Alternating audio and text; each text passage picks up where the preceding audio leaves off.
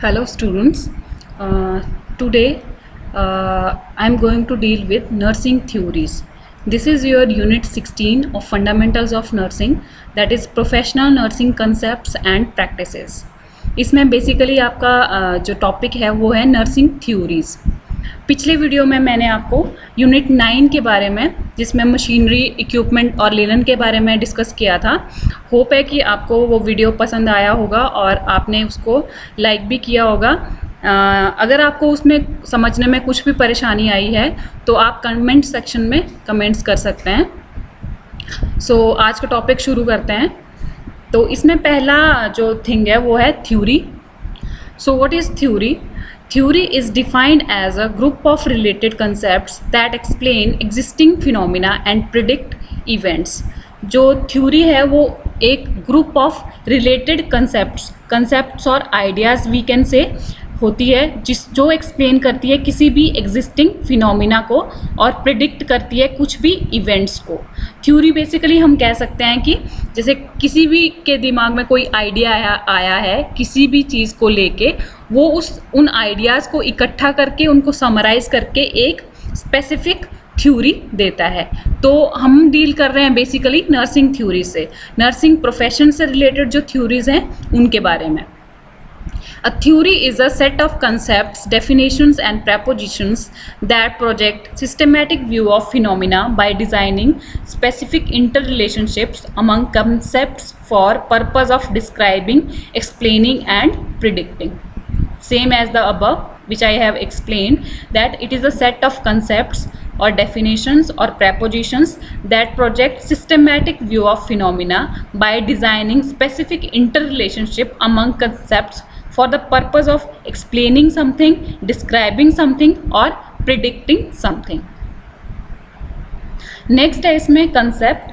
Concept is defined as labels given to ideas, objects or events, a summary of thoughts or a way to categorize thoughts or ideas, for example comfort or pain. तो concept को उसको हम कह सकते हैं एक label दिया हुआ होता है हमने ये अपने आइडियाज़ को, किसी ऑब्जेक्ट को या किसी इवेंट को। जैसे कि हम बेसिकली बोलते हैं कि तेरे दिमाग में क्या कंसेप्ट चल रहा है किसी चीज़ के बारे में, तो सेम कंसेप्ट ये हमारे मतलब थॉट्स होते हैं, हमारे विचार होते हैं, हमारे आइडियाज़ होते हैं किसी पर्टिकुलर ऑब्जेक्ट को लेके, किसी पर्टिकुलर इवेंट को लेके, किसी पर्टिकुलर थिंग को लेके। जैसे कि कंफर्ट को लेके सबके कंसेप्ट अलग अलग होते हैं, पेन को लेके किसी अलग अलग कंसेप्ट्स होते हैं लोगों के माइंड में। जैसे कि कंफर्ट, किसी के लिए कंफर्ट कुछ मायने रखता है, किसी के लिए कंफर्ट कोई और मायने रखता है। पेन को कुछ लोग बहुत ज़्यादा ले लेते हैं, मतलब उसका लोड ले लेते हैं और कोई काम नहीं कर पाते। कुछ लोगों के लिए पेन मतलब काम भी कर लेते हैं, साथ में पेन भी उनको सहन कर सकते हैं वो। तो इसी तरह से कंसेप्ट हर एक भी इंडिविजुअल के लिए किसी चीज़ के बारे में अलग अलग हो सकता है। नेक्स्ट है इसमें conceptual framework. So conceptual framework is defined as a set of concepts and the propositions that integrate them into a meaningful configuration. As the name is indicating, conceptual framework means एक design हमने बना दिया है अपने सारे ideas का। जो हमारे पास एक सेट ऑफ आइडियाज़ था उसको लेके हमने एक मतलब एक पिक्चर फॉर्म में एक कन्फिग्रेशन उसका मीनिंगफुल वो बना दिया है, that is conceptual framework. So the picture is indicating about the idea, hypothesis, theory. These three names are same, theory, hypothesis और idea we can say. So this picture is indicating about कि हमारे दिमाग में बहुत सारे ऐसे अलग अलग आइडियाज़ होते हैं जो कि आगे चल के हम उनको एक स्पेसिफिक फॉर्म में बना देते हैं। मीन्स हमारे दिमाग में बहुत सारे आइडियाज चल रहे हैं, उसके बाद हम एक पूरा उसका एक थॉट बना लेते हैं, पूरा उसका एक मीनिंगफुल पिक्टोरियल कन्फिग्रेशन बना लेते हैं। वो चीज़ हमारी कहलाती है थ्योरी या फिर कंसेप्ट। बहुत सारी चीज़ों को मिला के हमने एक चीज़ उसमें से ड्रॉ कर ली, that is theory. So next है हमारे पास इसमें लिस्ट ऑफ नर्सिंग थ्योरीज। अब लिस्ट ऑफ नर्सिंग थ्योरीज का मतलब है बहुत सारे थ्योरिस्ट हम कह सकते हैं या फिर नर्सिंग प्रोफेशनल्स कह सकते हैं। वो स्टाफ नर्स भी हो सकते हैं, वो एजुकेटर्स भी हो सकते हैं, या फिर वो ऑथर्स भी हो सकते हैं नर्सिंग फील्ड से रिलेटेड। तो ऐसे ही हमारे पास बहुत सारी नर्सिंग फील्ड से रिलेटेड ये नेम्स हैं जिन्होंने की नर्सिंग थ्योरीज बनाई। तो फर्स्ट नेम है उसमें फ्लोरेंस नाइटिंगेल। इन्होंने 1860 में मॉडर्न नर्सिंग एक थ्योरी दी थी। मॉडर्न नर्सिंग को लेके इन्होंने एक कंसेप्ट और थ्योरी दिया था। नेक्स्ट थ्योरी है हमारे पास वर्जीनिया एंडरसन। इन्होंने 1955 में डेफिनेशन ऑफ नर्सिंग इसके बारे में डिस्क्राइब किया था। नेक्स्ट इज फे ग्लैन एब्देल्ला। इन्होंने 1960 में patient centred approaches in nursing इसके बारे में डिस्क्राइब किया था। नेक्स्ट डॉर्थिया ई ओरम। इन्होंने 1971 में नर्सिंग कंसेप्ट्स ऑफ प्रैक्टिस इसके बारे में थ्योरीज दी थी। Next Lydia E Hall. इन्होंने 1964 में core care and cure model दिया था। Next is Madeleine Leininger. इन्होंने 1980 में caring a central focus of nursing and health care services इसके बारे में एक्सप्लेन किया था। Next Jean Watson. इन्होंने 1979 में nursing the philosophy and science of caring इसके बारे में डिस्क्राइब किया था। Next is Hildegard E Peplau. इन्होंने 1952 में इंटरपर्सनल रिलेशंस इन नर्सिंग इसके बारे में एक्सप्लेन किया था। Next Aida gene Orlando. इन्होंने 1961 में the dynamic nursing client relationship इसके बारे में बताया था। नेक्स्ट डोरोथी ई जॉनसन। इन्होंने 1980 में behavioural system model of nursing इसके बारे में दिया था।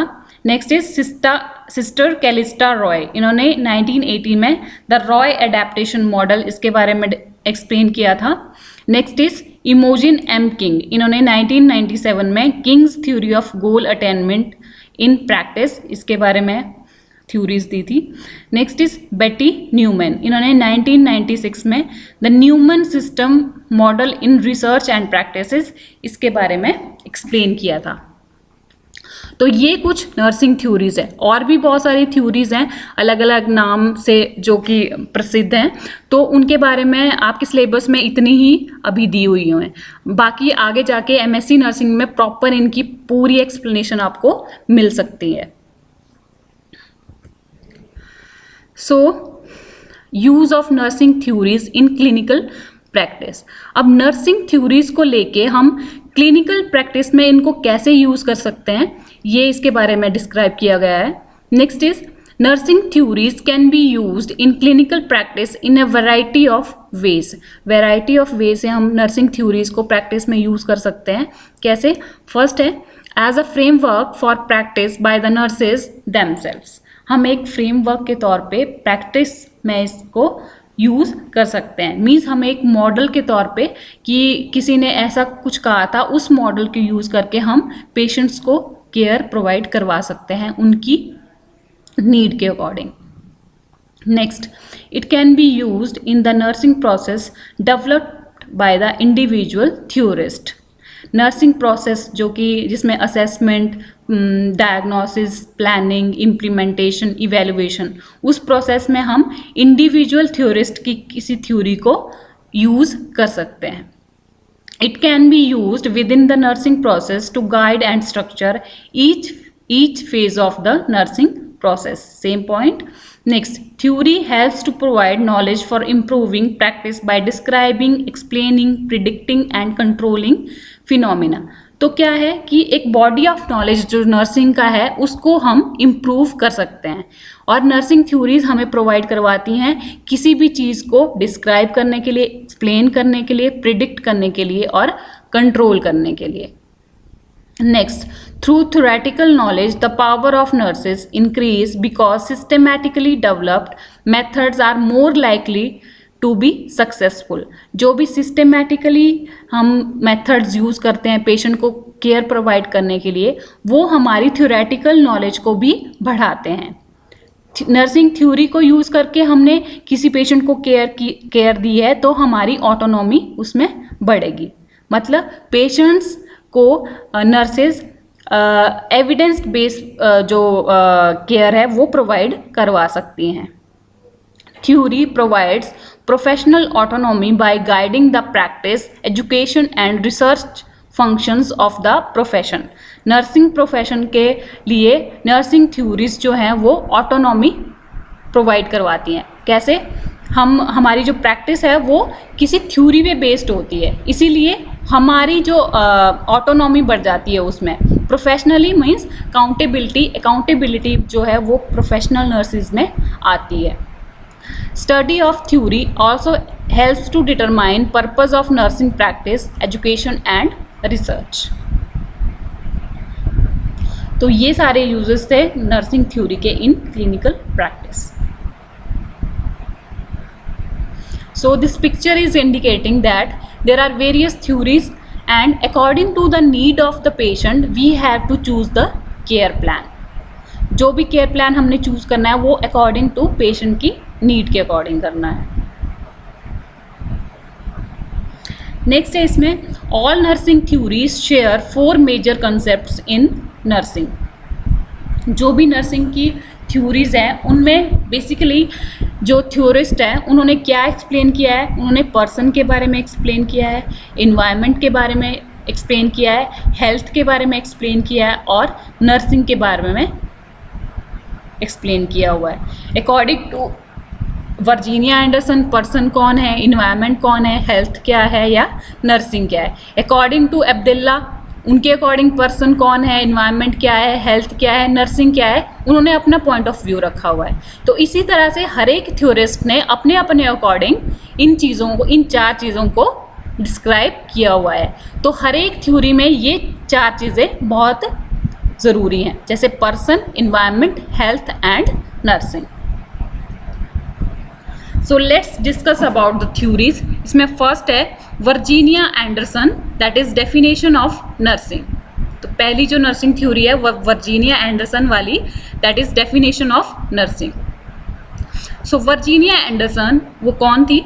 Was born in 1897 in Kansas City. She took up nursing during the First World War. Anderson enjoyed a long career as an author and researcher. तो Virginia Anderson वो 1897 में born हुई थी कैनकस सिटी यूएसए में. उन्होंने नर्सिंग प्रोफेशन को world war के दौरान चूज़ किया था. Anderson enjoyed a long career as an author and researcher. Next, Anderson defines nursing in functional terms as the unique function of nurse is to assist the individual, sick or well, in the performance of those activities contributing to health or its recovery, or to peaceful death that would perform unaided if he had the necessary strength, will or knowledge, and to do so this in such a way as to help him gain independence as rapidly as possible. तो universal जो nursing की definition है वो Virginia Anderson उन्होंने दी थी, जो कि आपको पहले से ही फंडामेंटल में पढ़ाई गई है.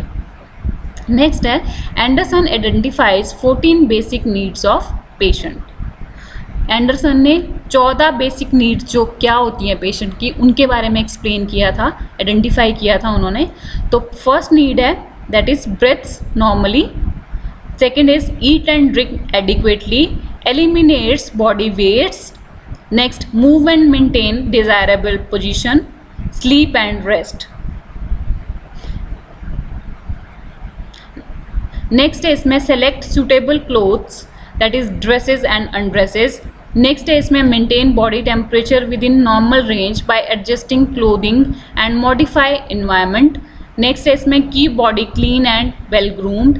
नेक्स्ट है इसमें avoid dangers in the environment and avoids injuring others. Next communicates with other in expressing emotions, needs, fear and opinions.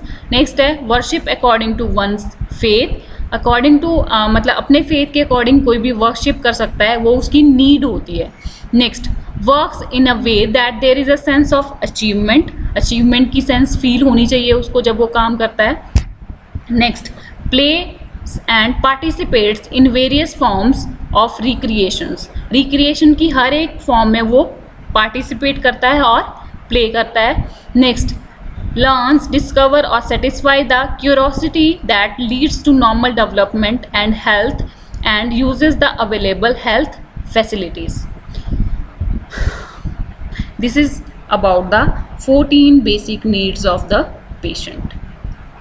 मतलब उसको ब्रीदिंग नॉर्मल होनी चाहिए, उसका ईट और ड्रिंक पैटर्न जो एडिक्वेट होना चाहिए, ये उसकी नीड होती है.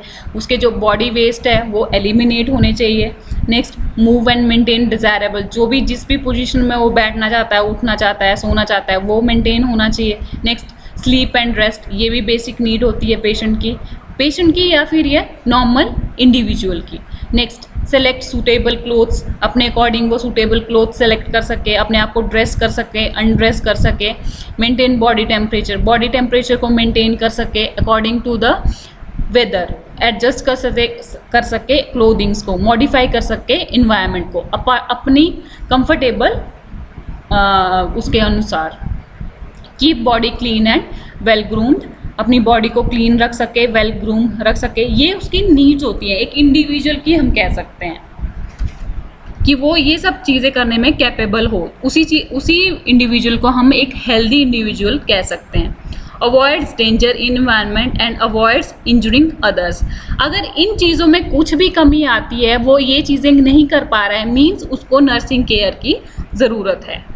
अगर इन 14 नीड्स को वो फुलफिलमेंट नहीं कर पा रहा है, मीन्स कि उसको नर्सिंग केयर की नीड है.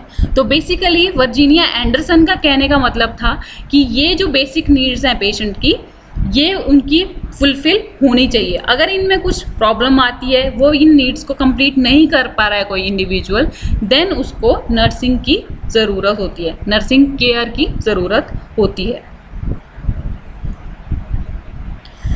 Next theory is about Dorothea Oram self-care deficient theory of nursing. Next theory, second theory है डोरथिया ओरम ने जो दी थी, उन्होंने self care deficit theory of nursing, इसके बारे में एक्सप्लेन किया था. So Dorothea Orem was born in 1914 in Baltimore, Maryland, USA. She has wide experience as a staff nurse, educator and author. Oram developed the self-care deficit theory of nursing, which is composed of 3 interrelated theories. Oram ने एक theory develop की थी, self care deficit theory, और इस theory में interrelated 3 theories आती हैं. First है उसमें the theory of self care, second one is the theory of self care deficit, and the third one is the theory of nursing system.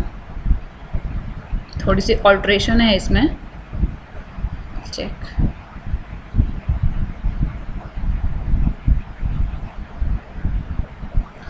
So we'll discuss about the first one.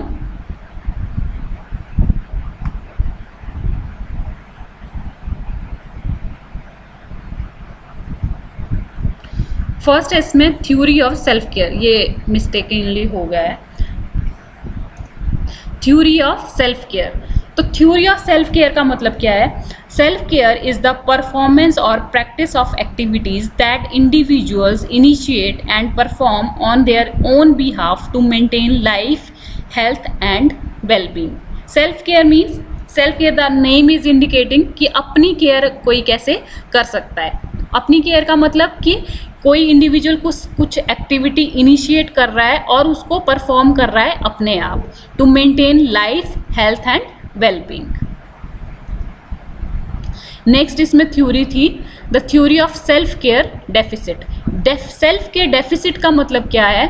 This is the basic element of Orem's general theory of nursing because it declines when nursing is needed. Self care deficit means कोई अपनी self care करने में capable नहीं है.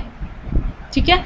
So nursing में be provided if the care abilities are less than those required for meeting a known self care demand. Nursing की ज़रूरत किसी इंडिविजुअल को कब पड़ती है? जब वो अपनी नीड्स को फुलफ़िल नहीं कर पाता, वो अपनी नीड्स को फुलफ़िल करने में अनेबल है, वो अपनी नीड्स को फुलफ़िल नहीं कर पा रहा है. मीन्स क्या पता वो सांस नहीं ले पा रहा है, क्या पता वो अच्छे से खा पी नहीं पा रहा है, क्या पता वो एलिमिनेट नहीं कर पा रहा है अपने बॉडी वेट्स वेस्ट्स को।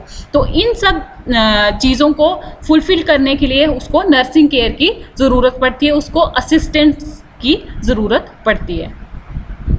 तो Aurum identifies 5 methods of helping that nurse में यूज एज फॉलो। अब नर्स जो है वो 5 मेथड के थ्रू हेल्प कर सकती है किसी भी इंडिविजुअल को उसकी नीड्स को फुलफिल करने के लिए। वो क्या 5 मेथड्स हैं? फर्स्ट है उसमें एक्टिंग फॉर और डूइंग फॉर अदर्स, मतलब दूसरों के लिए कुछ करना, पेशेंट्स के लिए कुछ करना नर्स के द्वारा एक्ट करके, उसको एक्टिंग के थ्रू मतलब पूरा किसी चीज़ को काम करना पेशेंट के लिए। नेक्स्ट गाइडिंग एंड डायरेक्टिंग, या फिर नर्स क्या कर सकती है? गाइड कर सकती है या डायरेक्ट कर सकती है इंडिविजुअल को कोई काम करने के लिए, अपना सेल्फ केयर करने के लिए। नेक्स्ट प्रोवाइडिंग फिजिकल और साइकोलॉजिकल सपोर्ट, फिजिकल असिस्टेंट या साइकोलॉजिकल सपोर्ट प्रोवाइड करवा के भी नर्स जो है वो इंडिविजुअल को कैपेबल कर सकती है अपनी नीड्स को फुलफिल करने के लिए। फिजिकल मतलब फिजिकली उसको सहारा दे के असिस्ट करके, अगर उसको कोई काम करने में प्रॉब्लम हो रही है तो उसको असिस्ट करके, जैसे अगर पेशेंट टूथब्रश नहीं पकड़ पा रहा है तो नर्स जो है वो हेल्प करेगी उसको टूथब्रश पकड़ने में।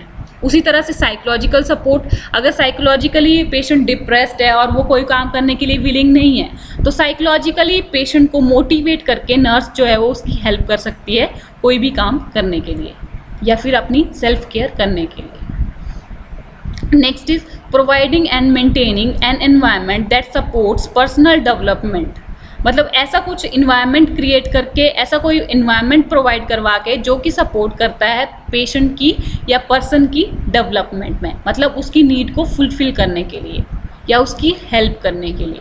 थेराप्यूटिक इन्वायरमेंट जिसको कि हम बोलते हैं, जैसे कि पेशेंट डिप्रेस्ड है, वो किसी से बात नहीं कर रहा है तो नर्स क्या कर सकती है? एक ग्रुप बना सकती है जिसमें कि जो नर्स है वो मोटिवेट करती है पेशेंट्स को कि वो बात करें, एक दूसरे के साथ इंटरेक्ट करें। तो इस तरह से उसको हम कहते हैं therapeutic environment. Next is teaching, मतलब किसी चीज़ के बारे में पेशेंट को नॉलेज नहीं है तो उस चीज़ के बारे में पढ़ा के भी नर्स जो है वो पेशेंट की हेल्प कर सकती है उसकी केयर में।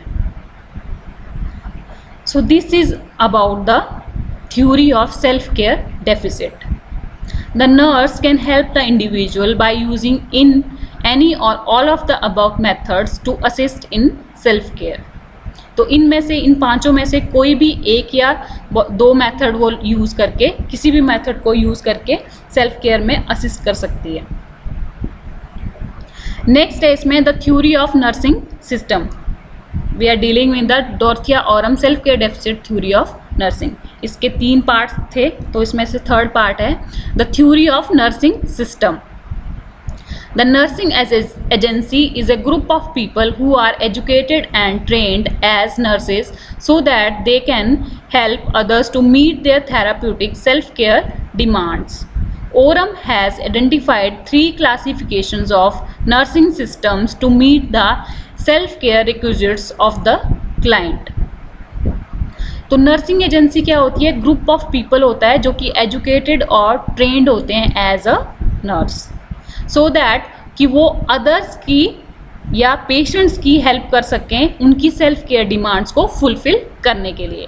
ऑरम ने आइडेंटिफाई की थी 3 क्लासिफिकेशंस ऑफ नर्सिंग सिस्टम्स। वो क्या क्लासिफिकेशन है? First is compensatory system, that next is partially compensatory system and the last one is the supportive education system. तो 3 नर्सिंग सिस्टम्स उन्होंने बताए थे। इसमें फर्स्ट है compensatory system, partially compensatory system and the supportive education system. This is all about the Dorothea Orem self care deficit theory of nursing. इनमें इसमें 3 सब parts थे इस थ्योरी के। First the theory of self care, the next one is the theory of self care deficit and the last one is third one is the theory of nursing system. Next slide is about Betty Newman. उन्होंने system models दिए थे। तो बेटी Newman was born in 1924 in Ohio, USA. She worked as staff nurse, school and industrial nurse, educator and author. According to Newman, nursing is considered as a system because nursing practice contains elements in interaction with one another. तो Neumann ने कहा था कि nursing जो है वो एक system है, क्योंकि नर्सिंग प्रैक्टिस जो है वो कंटेन करती है interaction of elements with each other. ठीक है, क्योंकि इसमें पेशेंट एक नर्स होती है, एक पेशेंट होता है, दोनों जब आपस में इंटरेक्ट करते हैं तो वो एक सिस्टम बनता है. Okay. The client in system model is considered as an open system. जो कि क्लाइंट होता है, जो पेशेंट होता है इस सिस्टम में, वो एक ओपन सिस्टम कंसीडर किया था उन्होंने. The organisational pattern of this system include cycles of input, process, output and feedback. तो जो मतलब सिस्टम मॉडल में जो ओपन सिस्टम था उसमें क्या क्या इंक्लूड किया है इन्होंने? Input, process, output and feedback. The client in this system may be an individual, family, community और एनी एग्रीगेट. जो ओपन सिस्टम था उसमें जो क्लाइंट है वो एक इंडिविजुअल भी हो सकता है, वो एक फैमिली भी हो सकती है, वो एक कम्युनिटी भी हो सकती है. ठीक है. Open system continuously become more differentiated and elaborate and complex as the client develops towards the growth and survival. Health in this system is seen as a continuum from wellness to illness. Reactions and outcomes may be positive or negative. ठीक है. तो बेटी Neumann ने nursing को एक open system की तरह से मतलब डिस्क्राइब किया था, और हेल्थ उनके अकॉर्डिंग क्या था? वेलनेस से इलनेस की तरफ को जो है एक बंदा बढ़ता है, कंटिन्यूली बढ़ता है, वो हेल्थ कहलाती है. रिएक्शंस एंड आउटकम्स में बी पॉजिटिव और नेगेटिव. जब एक बंदा वेलनेस से इलनेस की तरफ को बढ़ता है, उसके आउटकम्स जो होते हैं वो पॉजिटिव भी हो सकते हैं या फिर नेगेटिव भी हो सकते हैं. Primary, secondary and tertiary prevention are used to attain and maintain system balance. Primary, secondary और टर्शरी जो प्रिवेंशंस होते हैं वो इस सिस्टम को मेंटेन करने में और इसको बैलेंस करने में हेल्प करते हैं. More than one prevention mode may be used simultaneously. Means एक प्रिवेंटिव प्राइमरी हम यूज़ कर सकते हैं, सेकेंडरी यूज़ कर सकते हैं, या एक साथ दो को भी हम यूज़ कर सकते हैं प्रिवेंशन के तौर पे. हम prevention means prevention of illnesses के लिए. सो बेटी न्यूमैन ने इस बारे में बेसिकली डिस्कस किया था. बेसिकली इसमें nursing as a open system उन्होंने बोला था, और जो हेल्थ है वो एक वेलनेस से इलनेस की तरफ को जो हम बढ़ते हैं उसको उन्होंने कहा था. इसके जो रिएक्शंस होते हैं वो पॉजिटिव भी हो सकते हैं और नेगेटिव भी हो सकते हैं. प्राइमरी, सेकेंडरी और टर्शरी प्रिवेंशन जो है वो मेंटेन करते हैं सिस्टम बैलेंस. यही इसमें मेन पॉइंट्स थे. So next theory is about sister Callista Roy. इन्होंने अडेप्टेशन मॉडल दिया था एक. So sister Callista Roy is a nurse theorist. She was born on October 14, 1939 in Los Angeles, California, USA. She has worked as a nurse, educator, administrator and researcher.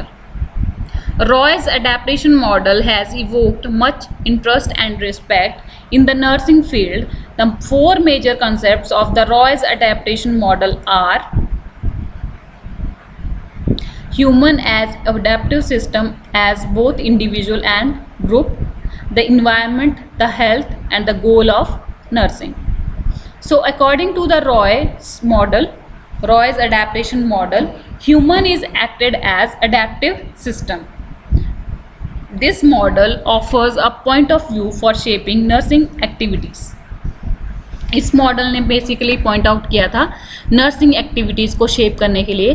The focus of nursing relationship and interaction can be at the level of individual, groups, organisation, community and society in which they are included. Any of these may be considered as a human system. Means human system में क्या होता है? Human system as a adaptive system उन्होंने कहा था, और इसमें बहुत सारी एक्टिविटीज़ होती हैं जो कि बेसिकली रिलेशनशिप और इंटरेक्शंस जो होती है इंडिविजुअल्स की, ग्रुप्स की, ऑर्गेनाइजेशन की और कम्युनिटी एंड सोसाइटीज़ की, ये सब इसमें इंक्लूडेड होते हैं। और ह्यूमन सिस्टम आप एक इनमें से किसी को भी एक कंसीडर कर सकते हो, इंडिविजुअल को भी आप एक ह्यूमन सिस्टम कंसीडर कर सकते हो, ग्रुप को भी, ऑर्गेनाइजेशन को भी, कम्युनिटी को भी एंड सोसाइटी को भी, उन सबको आप एक ह्यूमन सिस्टम के तौर पे कंसीडर कर सकते हो। The human adaptive system has input of stimuli and adaptation level outputs as behavioural responses that serves as feedback and control process known as coping mechanism. जो ह्यूमन अडेप्टिव सिस्टम होता है उसमें एक इनपुट ऑफ स्टिमुलाई होता है, ठीक है, उसके बाद अडेप्टेशन लेवल आउटपुट्स आते हैं जो कि हम बिहेवियरल रिस्पॉन्स जो किसी का होता है उसको ऑब्जर्व करके करते हैं, जिसको कि हम फीडबैक भी कहते हैं। और जो कंट्रोल सिस्टम है उसमें वो कैसे होता है, कोपिंग मैकेनिज्म के थ्रू। मीन्स इस सारे का मतलब ये है कि हमें एक प्रॉब्लम आती है, देन उस प्रॉब्लम को हम एनालाइज करते हैं, उसके साथ हम अडेप्ट हो जाते हैं और उस प्रॉब्लम के साथ ही हम अपने बिहेवियरल रिस्पॉन्स देते हैं, जो कि हम कैसे करते हैं, कोपिंग मैकेनिज्म को यूज़ करके। कोई भी प्रॉब्लम हमें आती है, हम कोपिंग मैकेनिज्म यूज़ करते हैं, डिफेंस मैकेनिज्म यूज़ करते हैं और फिर उसका आउटपुट हम देते हैं as a behavioural response. For example अब हमें पेन फील हो रही है, हमें कोई स्टिमुलाई आया जिसने कि हमें पेन फील करवाया, उसके साथ ही हमने क्या किया, कोपिंग मैकेनिज्म यूज़ किया कि कोई बात नहीं, पेन हमें हो रहा है, कोई बात नहीं, हमने as a coping mechanism use किया और हमने अपना बिहेवियरल रिस्पॉन्स कैसे दिया, बिहेवियरल रिस्पॉन्स हम एज अ फेशियल ग्राइमेसिस के थ्रू कर सकते हैं, ठीक है, कि हमें बहुत ज़्यादा पेन फील हो रहा है या हमें बहुत कम पेन फील हो रहा है, तो उसको हम एक अडेप्टिव सिस्टम कहते हैं। हमें स्ट्रेस फील हो रहा है लेकिन हमने कोपिंग मैकेनिज्म यूज़ किए अपने, ठीक है, स्ट्रेस फील और हमने अपने आप को डाइवर्ट किया। डाइवर्ट करना एक कोपिंग मैकेनिज्म है, अपने आप को डाइवर्ट किया और बिहेवियरल रिस्पॉन्स हमारा आउटपुट क्या आया कि हम अपने आप को शो कर रहे हैं कि हमारे अंदर स्ट्रेस नहीं है। So that is human adaptive system. हम अपने आप को किसी चीज़ को स्टिमुलाई को लेके हम अपने अंदर कैसे अडेप्ट करते हैं उस चीज़ को, that is adaptive system. Next is environment. According to Roy, environment consists of stimuli from around the system and stimuli from within the human adaptive system. तो रॉय के अकॉर्डिंग इन्वायरमेंट क्या है, वो एक स्टिमुलाई के तौर पे काम करता है जो कि हमारे आसपास होता है या फिर हमारे अंदर ही वो स्टिमुलाई होता है, वो एक उसको हम इन्वायरमेंट कहते हैं। नेक्स्ट, हेल्थ को Roy defines health as a state process of being and becoming an integrated whole human being. तो हेल्थ क्या होती है कि एक इंटीग्रेटेड, हम एक कंप्लीट ह्यूमन बीइंग है, वो कैसे हैं, किस प्रोसेस के थ्रू हमने हुए हैं, वो ही एक कहलाती है हमारी health. Integrity of human person is expressed as the ability to meet the goals of survival, growth, reproduction, mastery and personal and environmental transformation. Integrity का मतलब है कि किसी व्यक्ति की अपनी एबिलिटी, अपनी गोल्स को कंप्लीट करने के लिए वो कैसे सरवाइव करेगा, कैसे ग्रो करेगा, कैसे वो रिप्रोडक्शन करेगा, कैसे किसी चीज़ में मास्टरी हासिल करेगा और अपने इन्वायरमेंट के अकॉर्डिंगली वो कैसे चेंज होता है, that is called as health. किसी भी पर्सन की अपनी ability to meet the goals of life, you can say, that is health. अपने इन्वायरमेंट के साथ वो कैसे चेंज होता है, अपनी स्ट्रेस को वो कैसे कोप अप करता है, अपनी जो उसकी मतलब एबिलिटीज़ है उनको कैसे मास्टरी में ट्रांसफॉर्म करता है, दैट इज़ हेल्थ। किसी भी इंडिविजुअल को हम हेल्दी तभी कह सकते हैं जब वो अपने इन्वायरमेंट के साथ कोप अप करके उन सब चीज़ों से ओवरकम होके एक परफेक्ट ह्यूमन बीइंग बनता है, that is health.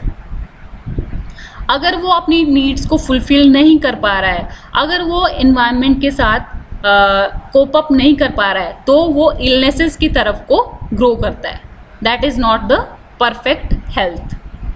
Next, the goal of nursing. According to Roy, goal of nursing is promotion of adaptive responses in relation to various adaptive modes. The adaptive modes can be physiological, physical concept, group identity, role function, and interdependence. Adaptive response can affect health positively. तो रॉय के according, sister Callista Roy के according, जो goal of nursing है वो है promotion करना जो भी अडेप्टिव रिस्पॉन्सेज होते हैं ह्यूमंस के. अब वो अडेप्टिव रिस्पॉन्सेज फिजियोलॉजिकल्स भी हो सकते हैं, फिजिकल कंसेप्ट भी हो सकता है, ग्रुप आइडेंटिटी भी हो सकता है, रोल फंक्शन भी हो सकता है, या फिर इंटरडिपेंडेंस होता है. सो बेसिकली इसमें कहने का मतलब ये है कि जो गोल ऑफ नर्सिंग है वो क्या होता है, इंडिविजुअल्स को फिजिकली कैपेबल बनाना, साइकोलॉजिकली कैपेबल बनाना, उसकी सोसाइटी में आइडेंटिटी फील करवाना, उसको उसके रोल्स उनको समझाना, एंड इंटरडिपेंडेंस, सोसाइटी के साथ या फिर नर्स के साथ पेशेंट्स के कैसे रिलेशनशिप है, क्या डिपेंडेंस है उसकी, उसका मेन फंक्शन क्या है वहाँ पे, वो सब बताना ही नर्सिंग का गोल है. और that adaptive responses can affect health positively. अगर कोई पर्सन अडेप्ट कर लेता है किसी चीज़ को तो वो हेल्थ की तरफ पॉजिटिवली ग्रो करता है. अगर पर्सन किसी चीज़ के साथ अडेप्ट नहीं कर पा रहा है तो मीन्स वो उसको डिस्टर्बेंस हो रही है और उसकी हेल्थ जो है वो नहीं मेंटेन होगी, वो इलनेसेस की तरफ को ग्रो करेगा. Hope you have covered the meaning. Next, health promotion model. So this is all about the theories of nursing. Sister Callista Roy वाली लास्ट थी. नेक्स्ट इसमें कुछ मॉडल्स हैं आपके सिलेबस में. 2 मॉडल्स हैं, एक हेल्थ प्रमोशन मॉडल है और एक है health belief model.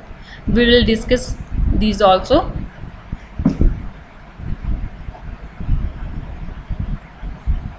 So health promotion model proposed by Nola J. Pender in 1982 and it was revised in 1996. It was designed to be a complementary counterpart of models of health protection. ये नोला जी पेंडर ने 1982 में दिया था basic model. उसके बाद इसको revise किया गया था 1999 में. ये डिज़ाइन किया गया था complementary counter parts to models of health protection. जो हेल्थ प्रोटेक्शन के मॉडल थे उनके लिए कॉम्प्लीमेंट्री उन्होंने फिर से मतलब रिवाइज करके एक मॉडल बनाया था. इस मॉडल में डिफाइन किया गया था health as a positive dynamic state, not merely the absence of disease. Health promotion is directed at increasing a clients level of wellbeing. The health promotion model describes the multidimensional nature of person as they interact within their environment to pursue health. तो health promotion model ने describe किया था multi dimensional nature of person, कि वो अपने environment के साथ कैसे डील करता है अपनी हेल्थ को मेंटेन करने के लिए. तो इसमें ये मल्टी डायमेंशनल नेचर होता है किसी पर्सन का चीज़ों के साथ डील करने के लिए, अपने इन्वायरमेंट के साथ डील करने के लिए, अपनी हेल्थ को मेंटेन करने के लिए. The model focuses on following 3 areas. 3 areas थे मेनली इस मॉडल के. First is individual characteristics and experiences. The health promotion model notes that each person has unique personal characteristics and experiences that affect subsequent actions.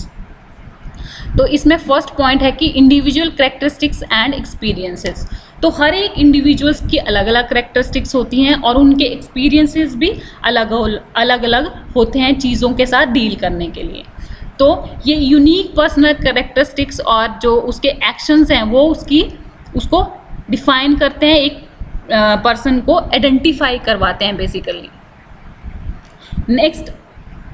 Next इसमें है behaviour, specific cognition and affect. The set of variables for behavioural specific knowledge and affect have important motivational significance. These variables can be modified through nursing actions. तो behavioural specific knowledge और effect जो होती हैं वो motivational significance होता है किसी के लिए भी, और इन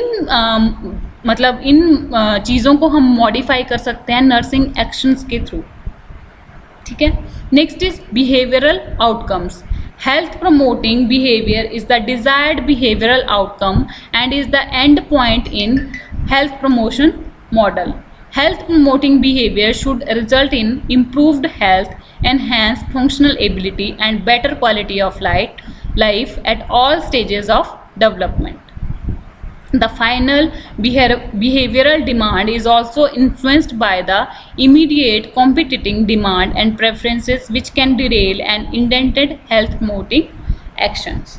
तो behavioral outcomes क्या होती हैं? वो desired behavioral outcome होती है, मतलब कि किसी भी इंडिविजुअल का हेल्थ को लेके क्या बिहेवियर है वो ही उसकी हेल्थ को इम्प्रूव कर सकता है, उसकी फंक्शनल एबिलिटी को बढ़ा सकता है और उसकी क्वालिटी ऑफ लाइफ को बढ़ा सकता है।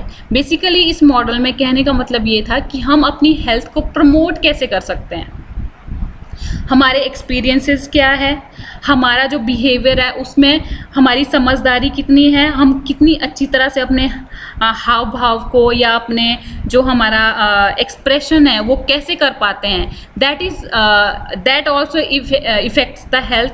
नेक्स्ट बिहेवियरल आउटकम्स, हमारे बिहेवियर के हमें गुस्सा ज़्यादा आता है, हम खुश रहते हैं, वो भी हमारी हेल्थ को इफ़ेक्ट करती है। तो ये सब चीज़ें ही एक इन सब चीज़ों को माइंड में रख के ही हेल्थ प्रमोशन मॉडल बनाया गया था। मॉडल ये है आपका, इसमें इंडिविजुअल कैरेक्टरिस्टिक्स एंड एक्सपीरियंसेस है, इसमें prior related behaviour, personal factors, biological, psychological and socio economical factors हैं। तो behaviour specific cognition and effect कैसे हो सकते हैं, परसीव्ड बेनिफिट्स ऑफ एक्शन, मतलब बेनिफिट्स कैसे, हमारे एक्शंस के थ्रू हमें क्या बेनिफिट्स होते हैं, परसीव्ड बैरियर ऑफ एक्शन, हमें क्या क्या बैरियर्स आ रहे हैं हमारी हेल्थ को प्रमोट करने के लिए। ठीक है, परसीव्ड सेल्फ एफिशिएंसी, ये भी इफेक्ट करती है, एक्टिविटी रिलेटेड इफेक्ट, ये भी इफेक्ट करता है, personal influences that is family, peer providers, norms, support and models, situational influences, options, demand, characteristics and aesthetics. These all, ये सब हमें क्या करते हैं, एक प्लान ऑफ एक्शन बनाने के लिए कमिट करते हैं जो कि हेल्थ प्रमोटिंग बिहेवियर को बनाने के लिए काम में आता है। सो इसमें तीन चीज़ें बेसिकली थी, individual characteristics and experiences, behaviour specific cognition and effect and the behavioural outcomes.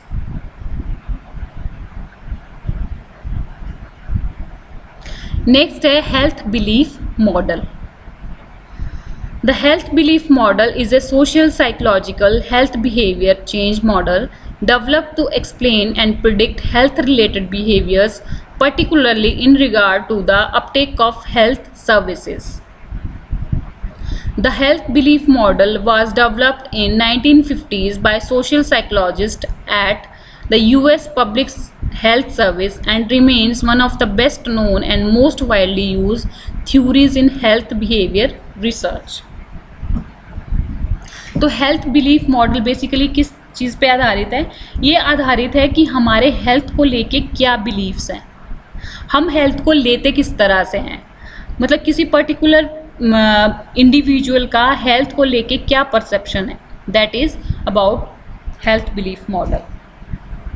अगर हमारी हेल्थ को लेके कंसर्न्ड हैं हम लोग तो हम चेकअप्स के लिए जाते हैं, अगर हम चीज़ों को बहुत लाइटली लेते हैं तो हमारा नेगेटिव बिहेवियर है मीन्स हेल्थ की तरफ। तो ये सारी चीज़ें ही हेल्थ बिलीफ मॉडल में डिस्क्राइब की गई हैं। The health belief model suggest that people's belief about health problems, perceive benefits of action and barriers to action and self efficiency explain engagement और lack of engagement in health promoting behaviour. As I have told you कि person का believe क्या है health problems को लेके, वो मतलब अपनी हेल्थ अपनी प्रॉब्लम को लेता कैसे है, परसीव कैसे करता है वो, अगर उसको हेल्थ मतलब मेंटेन करनी भी है तो उसमें क्या क्या बैरियर्स हैं, वो कितना की एंगेज होता है अपनी केयर को अपने हेल्थ को लेके, मतलब अपनी प्रॉब्लम को लेके, वो भी डिपेंड करता है health promoting behaviour. A stimulus और cue to action must also be present in order to trigger the health promoting behaviour. कोई स्टिमुलस होना चाहिए, क्यों कोई मतलब उसको ऐसे झकझोर देने वाला एक चीज़ होना चाहिए जो कि उसको हेल्थ प्रोमोटिंग बिहेवियर की तरफ ट्रिगर करे। जैसे कि एक एग्जाम्पल आपको देती हूँ कैंसर को लेके। अगर कोई ह्यूमन बीइंग पोस्टर पढ़ लेता है कोई कैंसर को रिलेटेड, तो उसके मन में एक डर पैदा हो जाता है, तो वो भी क्या, वो एक स्टिमुलस के तौर पे, वो डर एक स्टिमुलस के तौर पे काम करता है, और जो ह्यूमन बीइंग है वो अपने लिए कंसर्न दिखाता है, मीन्स कि उसको भी क्या पता कभी कैंसर ना हो जाए, तो इसलिए वो नॉर्मल चेकअप्स के लिए जाना शुरू कर देता है। दैट इज स्टिमुलस, और ये ही हेल्थ बिलीफ मॉडल में एक्सप्लेन किया गया है। The model is based on the theory that a person's willingness to change their health behavior is primarily due to the following factors. The model is based on the theory that person's willingness to change their health behavior is primarily due to the following factors. कोई बंदा अपना health behavior कैसे change करता है वो इन चीज़ों पे depend करता है। कैसे? First है perceived susceptibility. People will not change their health behavior unless they believe they are at risk. For example, young people who don't think they are at risk of lung cancer are unlikely to stop smoking. So first है इसमें perceived susceptibility. जब तक लोगों को ये नहीं लगता कि वो at risk पे हैं, तब तक वो उस चीज़ को मानते नहीं हैं। जब तक कि उनको कोई मतलब कोई इंसान अपने आप में चेंज लाने के लिए तब तक तैयार नहीं होता जब तक कि उसको बिलीव ना हो जाए कि वो किसी चीज़ के रिस्क पर है। एग्जाम्पल इसमें है जैसे कि स्मोकिंग के बारे में। जब तक यंग पीपल को ये एहसास नहीं होता, जब तक वो अपने आप को चेंज नहीं करेंगे, जब तक उनको लगे ना कि वो लंग कैंसर के रिस्क पर हैं, तब तक वो स्मोकिंग जो है वो नहीं छोड़ेंगे। जब यंग पीपल को ये एहसास होना लग जाएगा कि वो रिस्क पे हैं लंग कैंसर के, तो मे बी वो जो है स्मोकिंग वो छोड़ सकते हैं। So this is perceived susceptibility. Next is perceived severity. The probability that a person will change his health behavior to avoid a consequence depends on the how serious they consider the consequence to be.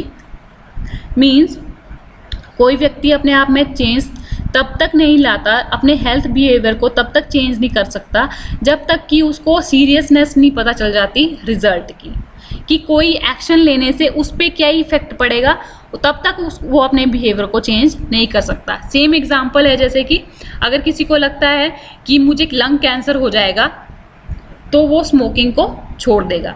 उसको पता है lung cancer कितना serious है, तभी वो smoking छोड़ सकता है। That is perceived severity. Next है परसीव्ड बेनिफिट्स।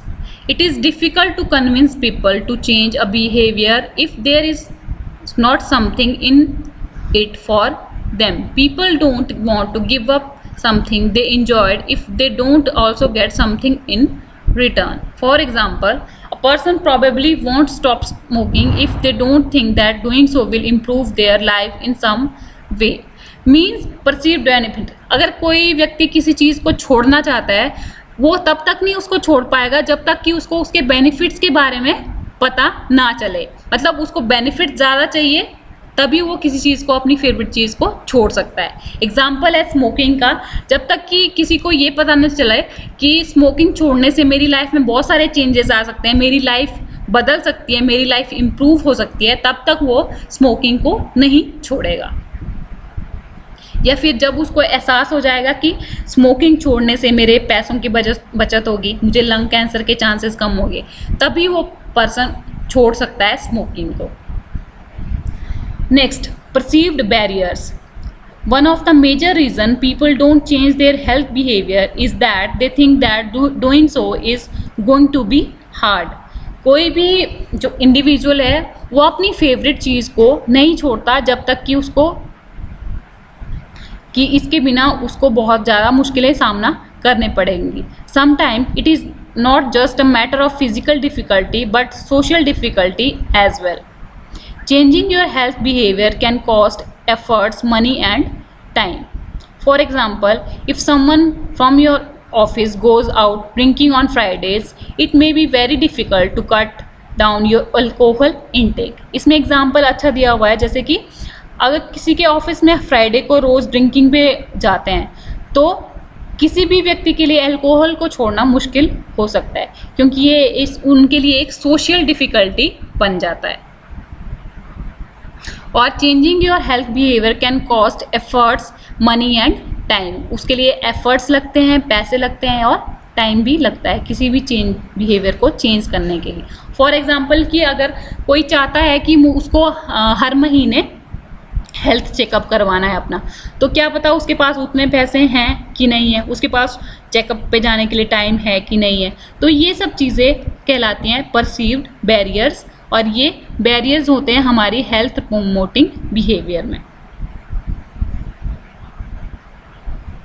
सेम एग्जांपल इसमें ड्रिंकिंग का था, जैसे कि किसी के फ्रेंड्स हर फ्राइडे को ड्रिंकिंग के लिए जाते हैं, तो उस इंसान के लिए वो अल्कोहल को मतलब कम करना या डिफ़िकल्ट हो जाता है उसको छोड़ना, क्योंकि उसके फ्रेंड्स भी कर रहे हैं तो उसको भी लगता है कि उसको भी ये चीज़ करनी पड़ेगी. तो ये है एक बैरियर. नेक्स्ट है insights. One of the best things about the health belief model is how realistically it frames people's behavior. It recognizes the fact that sometimes wanting to change a health behavior is not enough to actually make someone to do. मतलब किसी की insight, किसी का belief क्या है, अगर कोई चाहता भी है किसी चीज़ को चेंज करने के लिए तो एक्चुअली उसके लिए क्या डिफ़िकल्टीज आती हैं वो डिपेंड करता है. One of the best thing about health belief model is how realistically it frames people's behaviour. It recognise the fact that sometimes wanting to change a health behaviour is not enough to actually make someone to do so. कोई चाहता भी है तब भी वो नहीं कर पाता. So it incorporates two more elements into its estimations about what it actually takes to get an individual to make the leap, that is quick jump.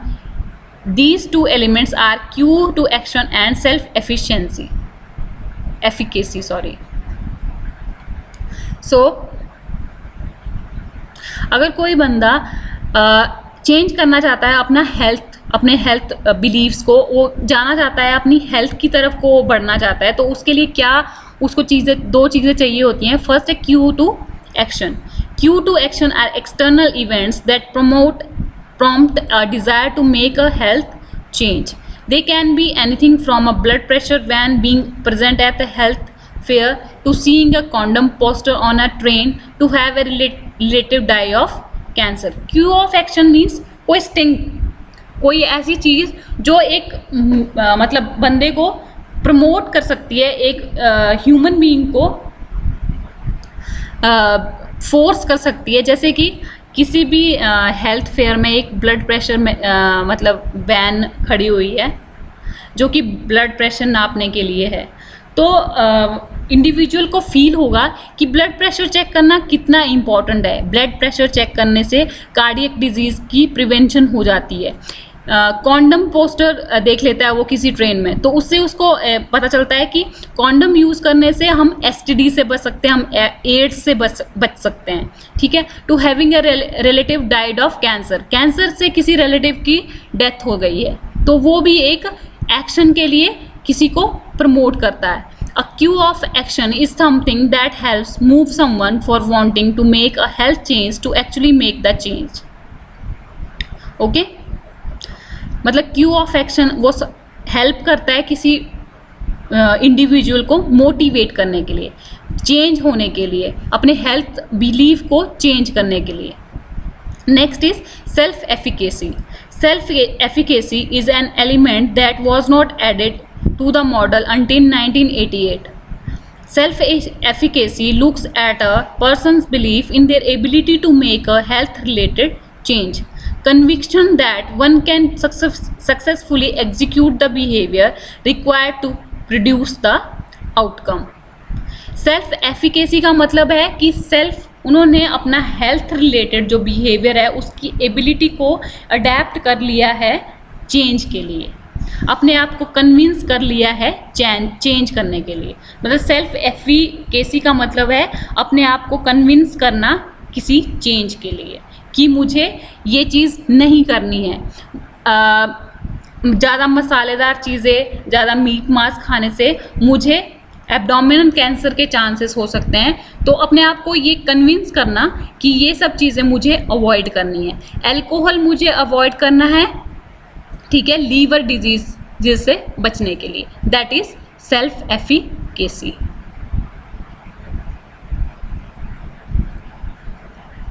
सो ये है हेल्थ बिलीफ मॉडल. इसमें वेरियस डेमोग्राफिक वेरिएबल्स होते हैं, अलग अलग class के लोग हो सकते हैं, जेंडर के लोग हो सकते हैं, एज ग्रुप हो सकते हैं. इसमें साइकोलॉजिकल करेक्टरिस्टिक्स होती हैं इंडिविजुअल्स की, जैसे पर्सनैलिटी अलग अलग होती है, पीयर ग्रुप प्रेशर अलग अलग होता है. ये सब चीज़ें जो हैं वो क्या करती हैं, लीड करती हैं perceived susceptibility, perceived severity, health motivation के लिए, परसीव्ड बेनिफिट्स के लिए, परसीव्ड बैरियर्स के लिए. और जब जो है वो इंडिविजुअल को इन सब चीज़ों को पार कर लेता है, उसको एक क्यू मिल जाता है एक्शन करने के लिए, तो वो एक्शन करता है फिर अपने आप को. मतलब एक्शन मीन्स कि वो अपने आप में चेंज करता है, अपना हेल्थ को मेंटेन करने के लिए जो उसको नेसेसरी चीज़ है उसको अडेप्ट करता है. Okay, that is action. So this is all about the health belief model. So today we have discussed about the nursing theories and